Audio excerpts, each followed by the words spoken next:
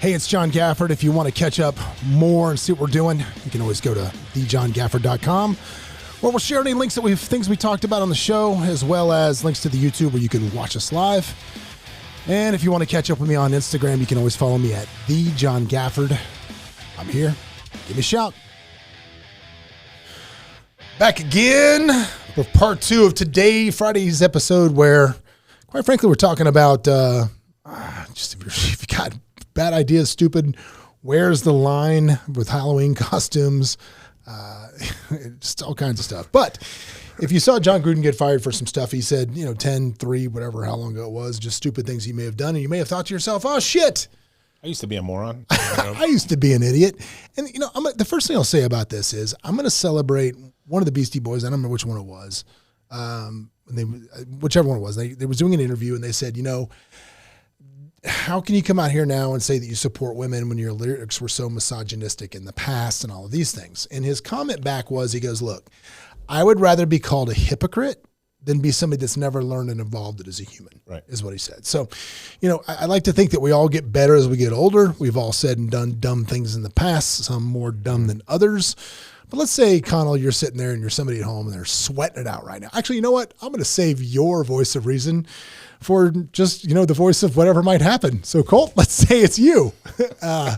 What's your plan, buddy? I think it was Ad Rock, by the way. Yeah. Was it Ad Rock? I don't know. Tell people go F themselves. Okay. Right? No, double down. Just double down. Be like, you know what? Yeah, I believed it then. I believe it now. And honestly, I just when in doubt, just go super defensive and double down. Remember that email down. You forgot about completely from 10 years ago? Look, if anybody's out there and says they don't have something, they said something stupid, first off, something 20, 30 years ago that was completely normal is now something stupid sometimes. So things can get dragged in, and, it can become an issue where, hey, you know what, back then, 20 years ago, what I said wasn't as bad, but you have to own up to it, right? Yeah. Like Jon Gruden resigned that quick because there was no owning up to it, and there was you could not fix. There was too many. He went after women. He went after black people. He went after gay people. He went after. I mean, he just knocked it all out in one email. It was the bingo card of offense. Yeah, no, but I triathlon. And he could have probably came back from it if he'd own up to it and everything, but I think in this culture, you can own up to one, what I didn't like? Not 4. You know what I didn't like? Dude, this is what I really didn't like that Gruden did.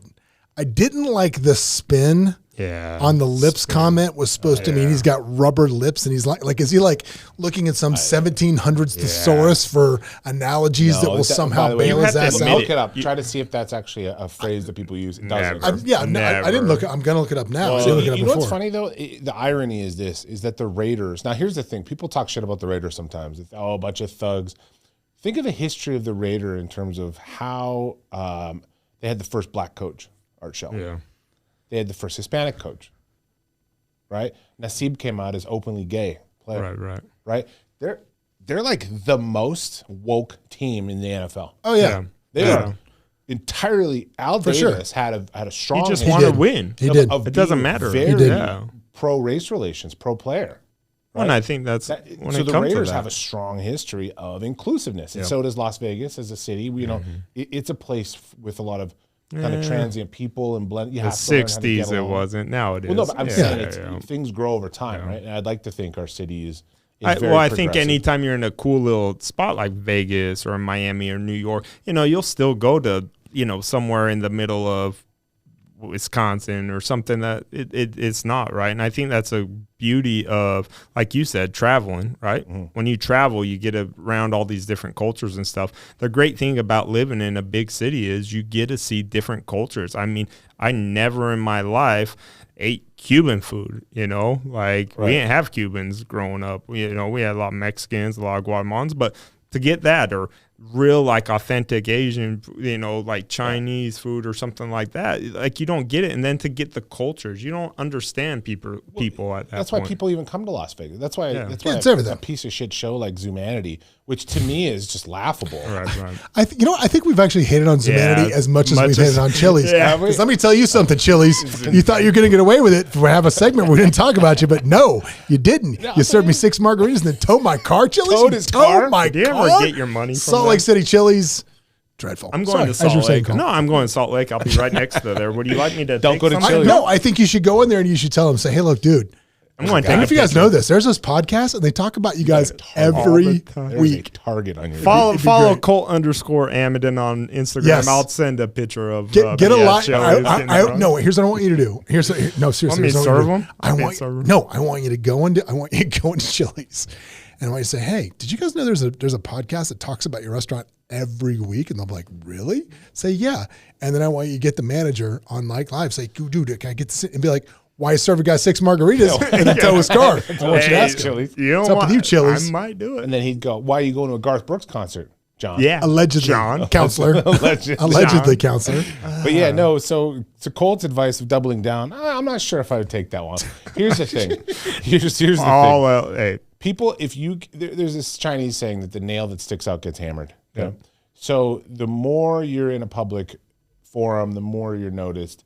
There's just going to be greater risk. Right. 99% of people aren't going to be at home, and that stupid email they sent to their girlfriend or whatever, it's not going to resurface for the most part. Like it's not. Right. Everybody has skeletons in their closet. You know what's even the worst thing is when you get those Facebook memories from 10 years ago. Oh, Just God. how Oh, cringy. I delete. And you're in blackface as dressed as Hitler. You're like, oh man, that was probably a bad Can't choice. wear blackface. That's What's meta. that? So no, it's one of those things. It's probably not going to fix. But if it does, obviously, I think people that apologize in terms of. Now, here's the other thing: you don't have to apologize for every little fucking indiscretion that people accuse you of. Yeah. So there's 2 things that happened at the same time back in the day. Tiger Woods was busted for adultery, and you know who else was at that very same time was Dave Letterman. And do you remember Dave Letterman's response? No, You know why you don't remember it? Yeah. because you didn't put one out. Respond. Because he said, "Hey, go fuck your yourself. business, yeah. Private matter." Yep. And you know what? And because he wasn't going to give people reasons to keep clutching their pearls and Talking about it. feed in. What did Tiger Woods do? He went and ran and he went and hid and he let it affect him. Tour Yeah. about Dave Letterman it, was like, yeah, anyway, Yeah, on to the on next to- thing. None of your business. Yeah. People went, well, if we're not going to get a response from that we want, it's not going to go anywhere. So Justine So Seiko, Colt, top 5 hottest Tiger Woods mistresses. Good. Well, Yeah. so I actually knew. Moving on. Back to you, No, Colt. I can't go into that. So I got really cool. So I'll tell you guys that off air. I can't. But yeah, no, throw it out there. sometimes. Well, hang on. Stop. No, stop. I'm not. Wait going a second. there. No, Trust no, me. no, Colt. No. You know our 10,000 plus subscribers now. We have a responsibility to the people, Colt, to share this story with them. Nope. I tell you what, just change the names. And I'll click the camera over so when they look like it's on YouTube, it looks like, Chris, move your mouth. So it looks like you're telling the Down. story. It's So a you deep just say the words. fake. No, some of my buddies, they knew he was married to the girl that blew it out, right? And he called Tiger Woods and was like, hey, the wife's going to throw Thrash you up your under car the with a bus." 9-iron. No. It was No, going one to of the- call and tell He's saying she was married to one of the mistresses. mistresses. Oh. And called and said, hey, you might want to get in front of this, but there's a lot to it. But he went on tour when sometimes you're making things worse. You are. Like keep talking about stuff, Yeah. right? Like sometimes if you're going and don't do the bullshit. If I offended, you did offend people. Just say I offended people, right? Like don't do if I offended you. I'm sorry. That's such a bullshit. I'm sorry excuse. you're offended. Yeah, just sit there and say I offended you. That's a hollow apology. I'm sorry if you were offended. And I think that's it. I think when So people sometimes it's the most appropriate. Where you're Is like, it? I'm sorry that you are incapable of managing your own feelings. But you know what? If you said it that way, it's different, right? Because Like if you say it someone that says, way. what you said offended me, I say, I'm sorry that you're incapable of managing your emotions as an adult.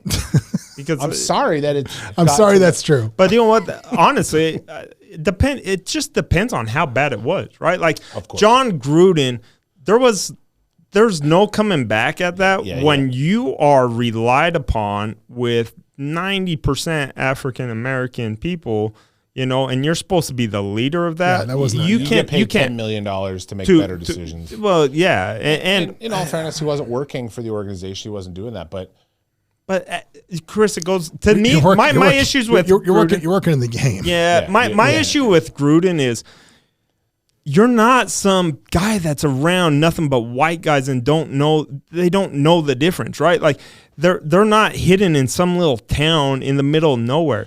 You've been around. When you're around different cultures, you understand. Look, there are piece of crap. White people, there's piece of crap. Black people, they're piece of crap. Mexican, there's piece of craps, right? That when you become to that point, is my problem with him is, how are you around these people and still, after being exposed and not being? Oh God! I meant athletes. The thoughts in Philly, Colt Amidan do not reflect that. How do you? Colt's gonna be there with his box of shit, like in the Greek. Jimmy the Greek. With his Pulitzer Prize. He used to live right across down the way from me. No, but at the end of the day, like you said, but maybe he was so. A lot of those players came out and were like, no, he's not a racist at all. Here's the other thing too. There's a lot of people that say stupid things, right? You can say stupid things and not be an actual racist, right? I agree. And I think sometimes people forget that a lot of times we have to look at people as flawed messengers of things. We have to look at people as... Not everybody's good with their words. This guy thought he was making a joke, and he's an idiot. So he's if you come out and you go, hey, what I said there was really shitty, and I would never do that again. Yeah. And I was stupid and maybe wasn't exposed to it. Like, you can... We got to learn. He's got black... athletes, and he's got gay athletes on his team. I know. That's why he was resigned. Everybody sat there and goes, "Oh, he'll come back from it." No. As soon as I heard that it went after both, I'm like, he's done. You can't. And they were the first. They had a female president. The Raiders were the first organization that had a female in a C-level position. So he went all three levels of kind of protected individuals that have faced historical problems, discrimination. He went after way three, and as a power broker, as like a white man, and all that. He really, it would have been really encouraging if he had made better choices for people, because he's in a position of leadership. Right. So if you see people in positions of leadership make high character decisions, right, it's really going to double down and reinforce your love for them and your loyalty. But when you have people in those powers of, we've all been in text chains where people say things. Well, let me ask a question we haven't asked yet. No. Well, yeah. Let me ask this question. Let me ask this question. The score at the end of the fourth quarter this weekend, if it's 35-3, the Raiders win, does Gruden retire? I know. Yes, absolutely. That's what I'm. This is where money. If he wins, if Raiders are 5-0. Yeah. Is Gruden out? No, we're going to send him to that rehabilitation shit where they send all the celebrities. He's getting treatment. He's getting treatment for being an asshole. The problem is he didn't go after just one. He didn't. But I'm telling you, I think be undefeated. You can beat the shit out of your wife. You can punch your wife out in the middle of an elevator. Not anymore. Not anymore. Joe Mixon's still playing. Yeah. No kidding. Yeah, but if that would have happened 3 years later, no. Even though we are at a time that is so extreme, and I'm telling you, every year is getting more and more. If you watched all of the NFL shows, you watched all the NFL shows this week. All they talked about was issues with it's going to be interesting to see how the players respond in the locker room, how the players respond to Gruden after seeing this. And I think if they would have come out and won 35-3. I don't know if we're talking about this right. I completely agree with you, John. I completely agree. Michael Vick is an analyst for Fox Sports. The guy fought dogs. Literally, the one thing you can't do in this world is abuse animals. Yeah. You can see children starving. People don't give a shit. If a dog is starving, oh my God. Did you see the cats thing? Did you ever see that? The cats thing on Netflix? Oh, don't fuck with cats? Oh, yeah. Did you ever see that? Perfect point. Yeah. Don't fuck with cats on Netflix. Perfect point. About somebody that tortured a cat. Right, and they found them through the most forensic. And the guy turned out being a murderer as well. Yeah, spoiler. Spoiler alert, murder. But if the Raiders are 5-0 and they're putting up like Bills level play, okay, we're not having this conversation. Joe Mixon hit that girl. This was 3 years ago. Oh yeah. Colt. He punched her like Evander Holyfield in his prime. He punched her like I've never those guys can come back if you win. Money is the only thing that matters in the NFL. They don't care they don't give a shit about what you said, what you did. If you're winning and you're making money for the broadcast, the owners you're protected from a Kaepernick would still be playing if he was good. No. Kaepernick would be playing if he was good. Yes, he would. If he was good. Yeah, if he was good. Yeah, for sure. Mahomes came down and was kneeling. Oh, no, for sure. Nothing For would happen. 1,000%. Yeah. The problem is Kaepernick just really was serviceable. Yeah, flash in the pan. He's serviceable, whatever. right? If you look at any of these guys that are producing at a high level, there's a place for them in the NFL. Yep. Yeah. No, I agree. I agree with that. But I think, but not as a coach, because you're on a whole different. You're Urban Meyer was 5-0 in Jacksonville, he could have the entire flat dances he wants from the coach. I think you know what Urban's doing what he always does. Urban's Urban. No. Urban. Yeah, it's like Urban is doing what Urban always does, which is that USC job came open. It was reported last week. I promise we're not devolving this whole thing into a sports show. I promise. Right. But no, it came out last week that a source that's a friend of his said Urban made the comment that playing in the NFL was like playing Alabama every week. Yeah, every week, and it was wearing on him. Sure. And then here he's like, okay, so let's see. I was a god at the University of Florida. I could do whatever I wanted, bend the rules, and when the heat came, I just bailed out. Said I needed to go to I needed some time, whatever. And then I go to Ohio State where I do whatever I want and I get treated like a god. Restaurant. And that's good.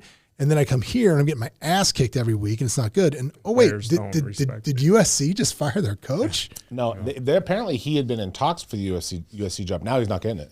Oh, really? Yeah. You think USC has now pulled the plug on it because of I think. I hope so. He's got to retire. I mean, it's not just a Utah fan, dude. It's not just the Florida State Seminole and me talking, but I hate that dude. So I hate that guy. Anyway, it might just be the Florida State Seminole and me talking, but I hate that guy. But anyway, when crisis hits and it could hit you at any time. Who knows the way that things go, and everybody has a past. And I got to tell you, I have a personal experience with this. It was pretty brutal, man. It was bad. And here's my story as to what happened is, I was on The Apprentice with Donald Trump many moons ago. For those of you who didn't know that, I was a contestant on that show in season 3. And that show dramatically changed after season 2. And what I mean by that is there was a very major change that happened between season 2 and season 3 of The Apprentice. And it was this. If you watched that show years ago, essentially it was people competing for a job to work for Donald Trump, which I know you can put as much value in that as you want now. But back in the day, it was the number one show on NBC. It was huge. I mean, it was millions of people saw it. The exposure you got from being on the show was worth kind of whatever happened. So season 1 and 2, you'd watch it. It was like watching a great horse race where you would have contestants, the horses would run and you would pick a horse. And then, as it would go along, they get eliminated and your horse would lose. And then came a contestant named Omarosa. And Omarosa, for lack of a better phrase, was an absolute just train wreck. Villain. I think she came on the show with the intention of being a villain. And it was season 2. And when Trump fired her, when he got rid of her, everybody went berserk and yay Trump for firing her. Well, here's a little known fact about our former president.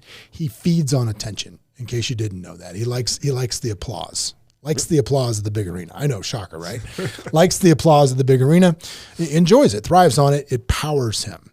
So the big change between season 2 and season 3 was Trump became an executive producer on the show. He was hired help first 2 seasons. He had no say-so with anything and how the show was run. But to stay on, he wanted producer cut, which means he got input on how the show was. Now, when you film a reality show, for those of you who don't know, you have multiple cameras on you all day long.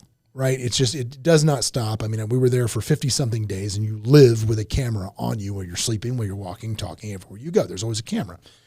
And essentially what they do is the job of the reality television producers is not necessarily to report the truth. The job is to create a compelling story that you'll want to watch that'll get ratings. It's entertainment, right? So, for example, I could tell Colt a joke. I could tell him the moth joke, which I won't, but I could. Tell Colt the moth joke, and it could go on for 8 minutes, whatever. And at the end of it, Colt could laugh like crazy hysterically. And then 10 minutes from now, I could tell Colt my grandmother died, and I could get Colt's reaction. The people editing the show could decide it's better to take the joke and then the reaction from the grandmother and mix them together to make it look like the joke fell flat. They could very easily do that. And what The Apprentice became, and it was subsequent seasons till it was over, was you could see who was going to get fired on The Apprentice a mile away, because they started doing things like playing the French horn music when you walked by. Wah, wah, wah, wah, wah. And it became the goal of production, or I think really under the direction of Trump, to villainify everybody that got fired. It became very easy to watch and figure out what was going to happen, because Trump wanted to look like the hero every week when he got rid of the idiot contestant, the moron contestant, the mean contestant, the this person contestant. So long story short, how this affected me was I went to New York to watch my final episode, because you don't show it to you. You're filming it, then you go home, and then they come back the week you get fired to do all your press. And I went back to New York, and I was sitting in Jim Dowd, who was the lawyer for NBC. He's passed away since. Nice guy.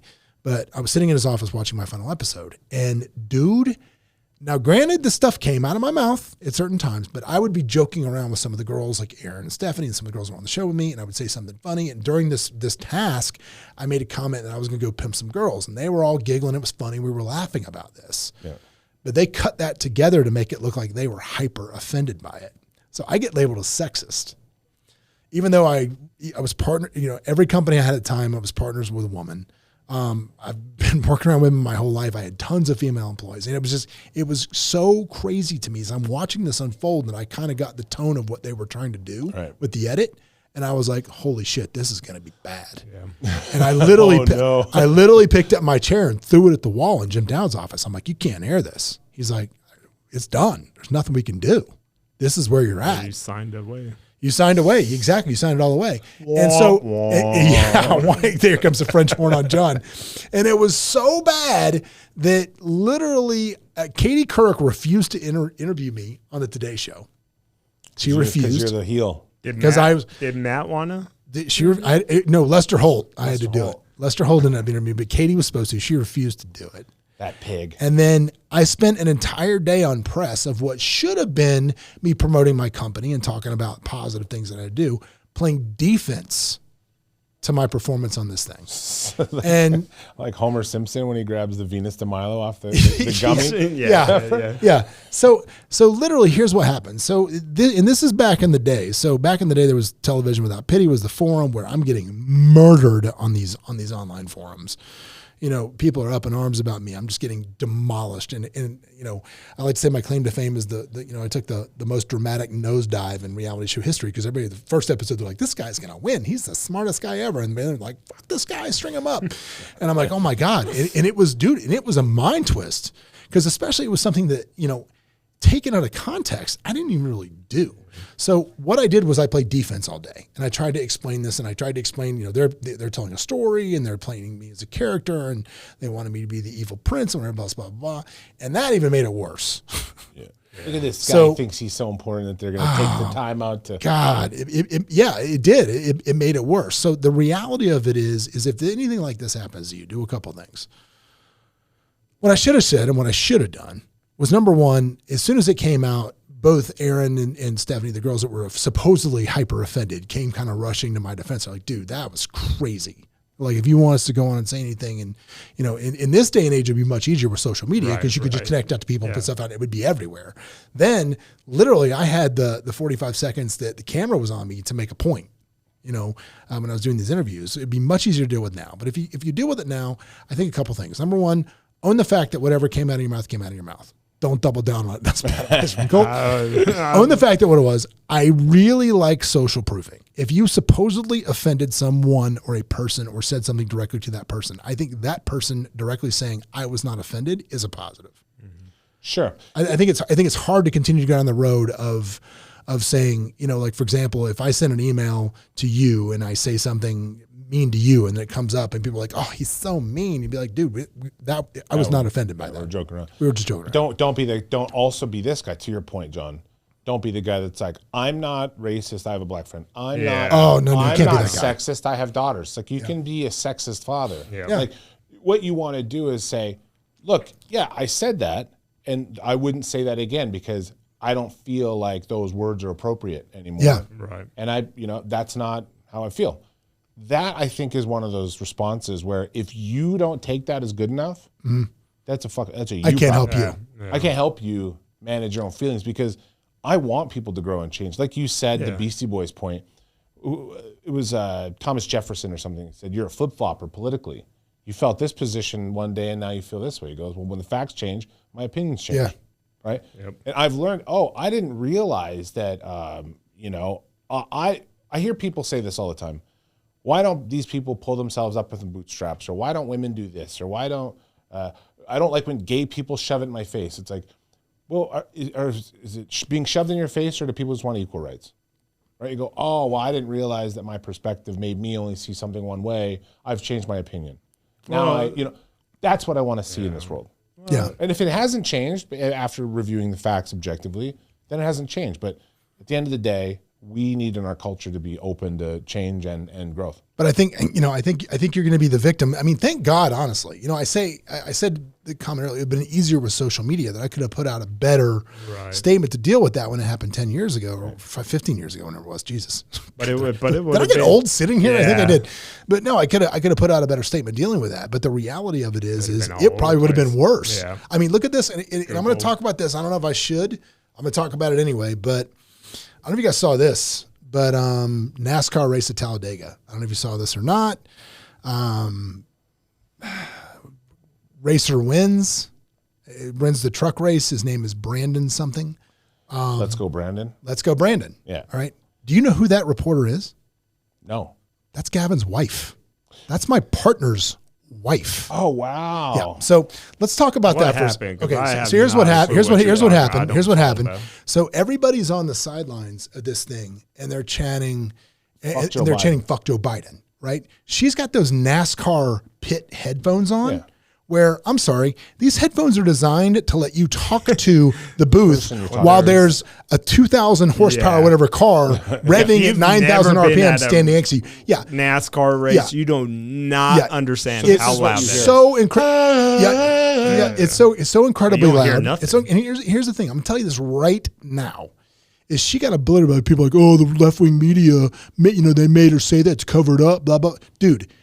This is my business. This is not like I heard from a dude that kind of knows a chick that maybe knew. This is my business partner's wife, right? He told me, for the love of God, that's what she thought they were saying. Why wouldn't you? There was no cover up. There's nobody in her ear. NBC's not trying to do anything deliberate. Now, am I not saying that NBC is left-leaning liberal? Of course they are. Sure. Yes, they are. Yeah. But in that particular moment, she had no clue what they're saying, and she got absolute vitriol tossed at her social media.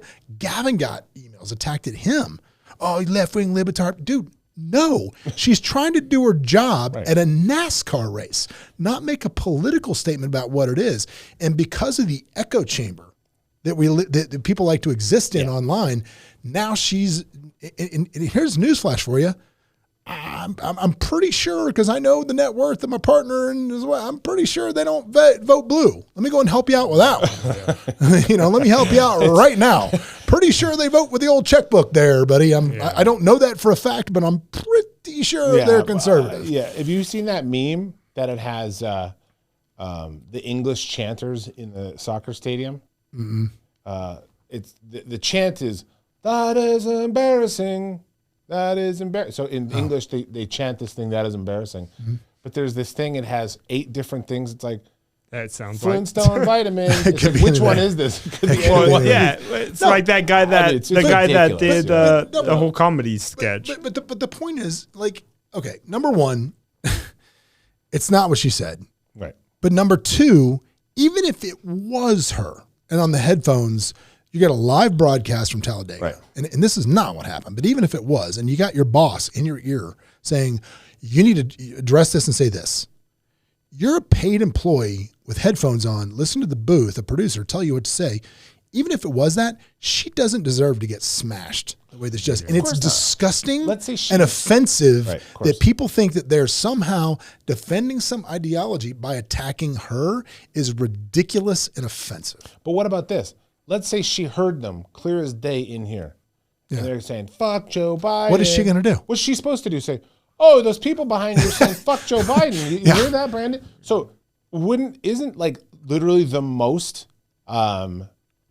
nimble on your feet thing to do would be to say, hey, I think they're cheering for you, Brandon. Yeah. But I'm telling you, Like I'm that's telling you, galaxy brain shit. no. She could have done that on her feet. I know it is. It's super. Either way, but to John's point, like that's people, genuinely what she thought they were saying. And it genuinely is, and now why she's wouldn't dealing it with be? that Veltro, and she is one of the sweetest people that I know. Absolutely. Yeah, but and it's but they such don't a realize terrible that they've got multiple people talking to them. They've got headphones.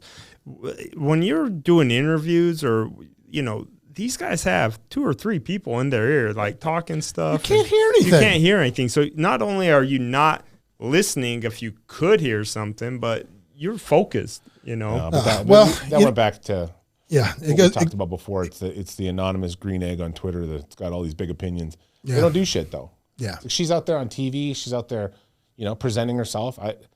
It's childish that people would, think that she's got some Illuminati level. Right. Well, let's hope. Look. If you listen to this, let's hope you've never said anything stupid. If it does come to the light of day, hopefully it gets dealt with. Down. Hopefully it gets dealt with in a way where people are kind to you and accept the fact that you can grow as a human. Legally, though, here is something I would say. I always tell people, have that phone call, have that conversation, even if, and again, I'm not trying to say diffuse responsibility, but admitting mistakes in an email, probably not a great idea. Right, Yeah. right. Don't double down on the fact that the written word is going to screw you over. Call them and say, hey, look, I apologize, whatever, blah, blah, blah. Yeah. If you send an email, mea culpa, I was wrong, that could have consequences, right? So apologies are better in person on the phone. Plan on that being read. Anything like you always say, anything that you put in writing, plan on being read in a courtroom. Yeah. And if you're not happy with that, then facing those exact texts in a deposition. Exactly. Exactly. All right. Well, that's going to wrap it up for another episode of The Power Move. Thanks again for subscribing. If you like what we do, tell a friend. If you hate what we do, tell 2, because it doesn't matter if they're talking, as long as they're talking.